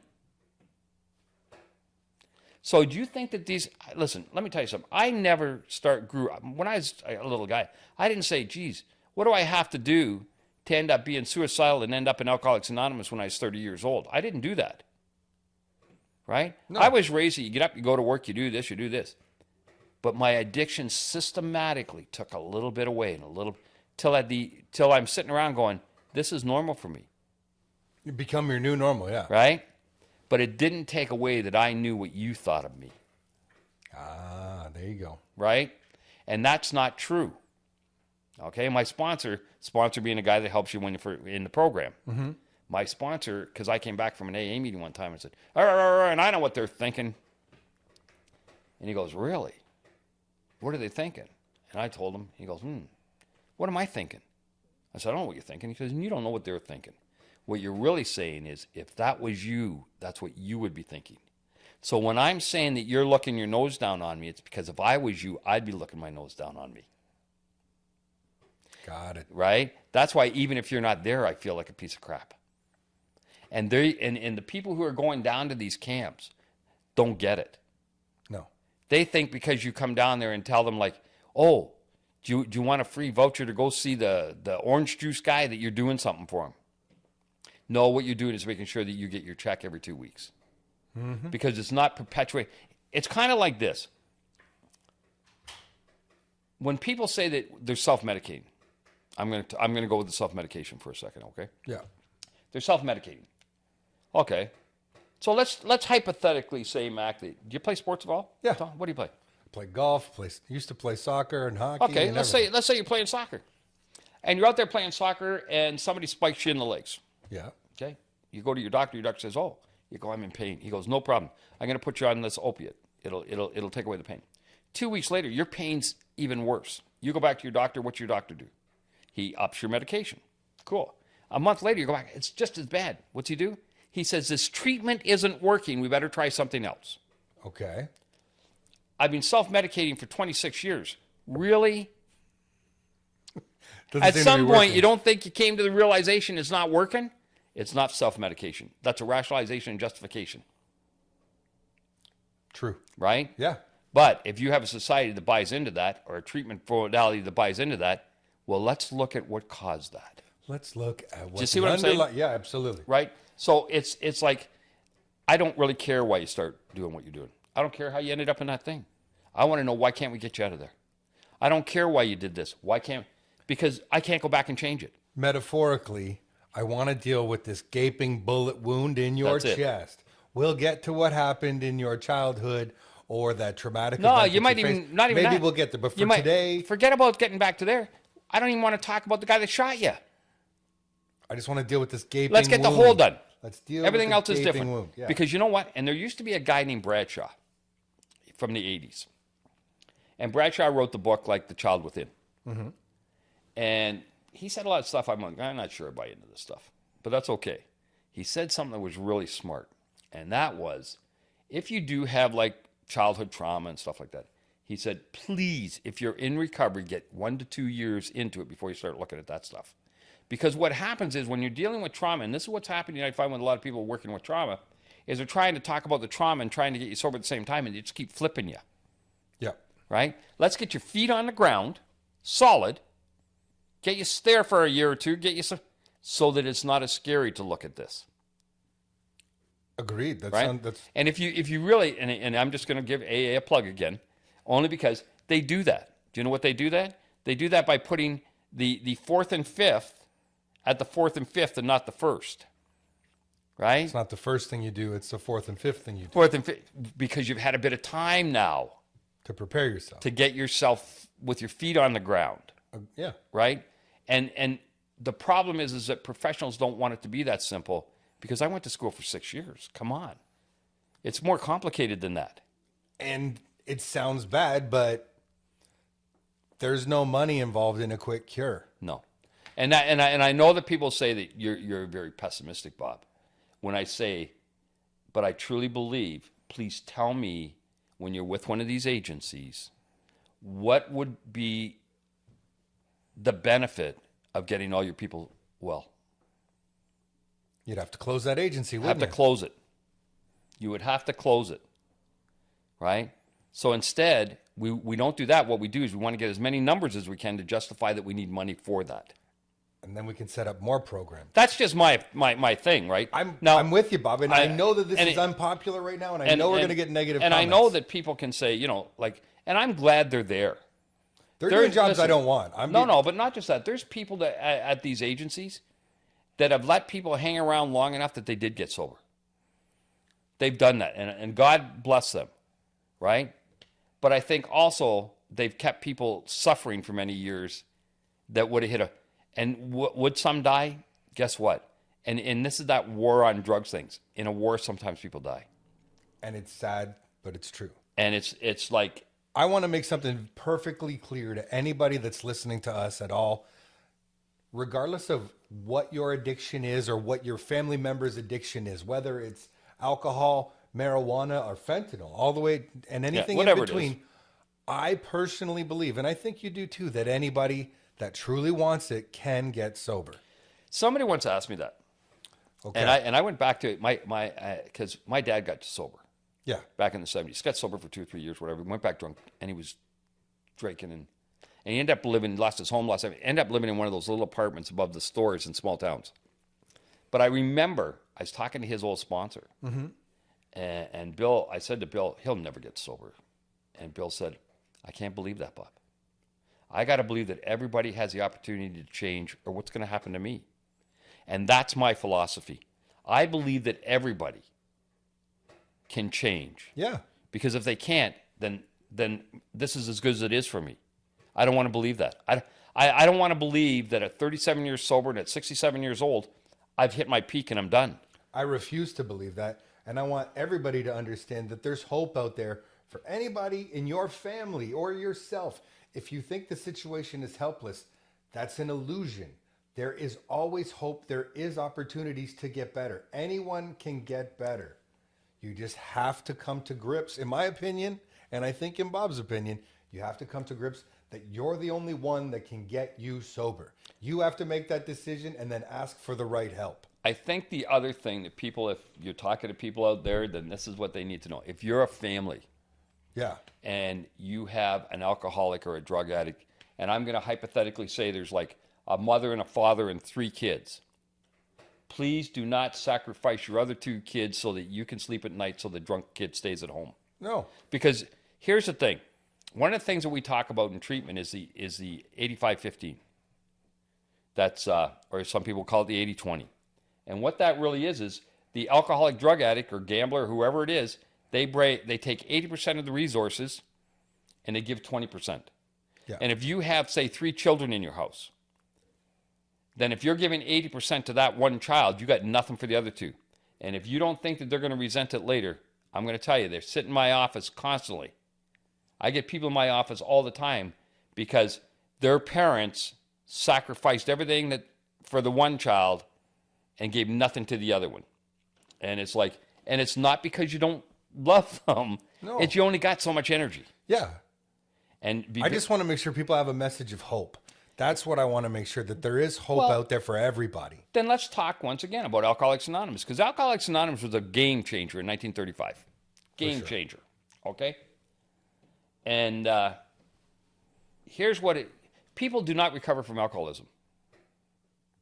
Did you know that? Yes. Okay. They recover from a seemingly hopeless state of mind and body. Now, they knew that then. Because there's only one kind of person that's hopeless. Do you know who that is? Who? Dead. There is If no you're hope for dead, the there's dead. no hope. Other than that, there's a shot. So you're saying there's a chance. There's a chance. and it really comes down to, and I think what people have to understand is this, and this is just me. If my daddy taught me a lot about being sober by getting drunk. And one of the things is this. Not everybody's going to get sober. That's just a fact of life. And it's like, and we're trying to act like that's not the fact of life. Well, I think We're it's the trying fact. It's like, but even if you have a person in your family who just won't quit drinking, won't quit doing drugs, won't quit doing whatever it is, does not mean your family has to stay in that sufferingness. It doesn't. You can like seek out therapy. You can go to Al-Anon. You can start finding out how to set up boundaries so that you can have a safe life. And one of the problems that I have with the whole recovery business, and I've always had this, and I've fought for this, is while you're drinking, everybody thinks you need to support the drunk or the addict or whoever. Then he goes to treatment, and then when he comes back, the family's told, well, now you really got to support him. But what about them? Who supports them? Who supports them? And once again, my sponsee, wonderful. He come home from Homewood, where they make his bed and cooked his food, and he came home, and for about a month and a half, it was cool. I'm going to a meeting. Went to a meeting every night. Then one night, his wife just said, hey, what about me? I didn't go to a treatment center. I had to stay here and make sure the kids got to school still. I went to work, and I got the clothes washed. I'm exhausted. Right? What about me? And if you're a family member, it's okay to say, what about me? And I think that gets lost. It's like it's always about the addict and the alcoholic, and it doesn't have to be. It really doesn't. The family, because I look at addiction like a car. Okay. Okay. As an alcoholic or a drug addict, you're the engine. Family members, you're the tires. There's no use me putting $5,000-$10,000 into an engine and having no tires. No. So I better get some good tires on that too, or the car's not moving anyway. I'm Right? with you. And so my approach to addiction is really, and if If anybody ever ends up in my office, you're going to hear this. There's two things that happen in my office. Two famous sayings in my office. One is, it doesn't matter. It's always going to be about you. Right? Because whoever else is outside, they're not in my office, so I can't help them. It's always about you. Why is it always my fault? Because you're in the room. Right? You're the only one that can change it. The second thing I hear, second biggest, most thing I love in my office is, well, if you're going to put it like that, Bob. Right? Because when you clear away all of the chaos and just say it directly, people understand. It's not that people don't want to understand. We're convoluting it with a whole bunch of chaos. Just talk to people like they're people, and they understand. They really do. Bob, we could probably do this for another 5 or 6 hours. But I gotta thank you right now for everything you said. I hope everybody that's tuning in got something out of this. I know I did. I'm grateful for you coming by today. Thanks again. Is there anything that we haven't talked about you think we need to cover? I don't want you to leave here thinking you didn't say something. I don't know. I think that don't let embarrassment and shame stop you from having the life that you can have. You heard it here, folks. Thanks for tuning in. That's going to end another episode of the King and Weaver podcast. Have a great week, everybody. Bye-bye. Done.